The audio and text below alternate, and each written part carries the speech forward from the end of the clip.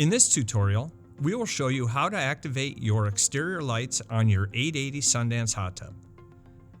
Your exterior lights have two setting options and will automatically turn off after 2 hours unless you are in auto mode. Auto mode will activate the lights daily from 7 p.m. to midnight.